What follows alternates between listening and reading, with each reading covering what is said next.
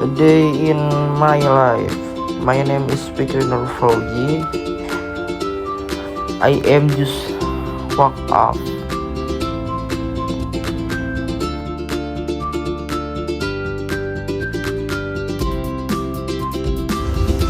And here making the bed. And here I perform morning subuh prayers. After that I read the Quran.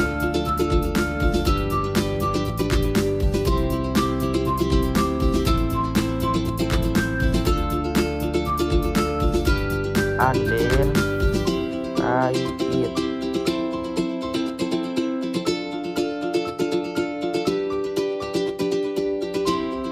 After that I take a bath.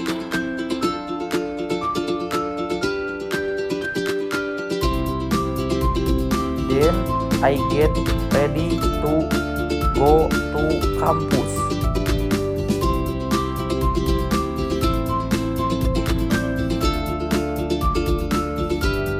And I wear up the dangin first.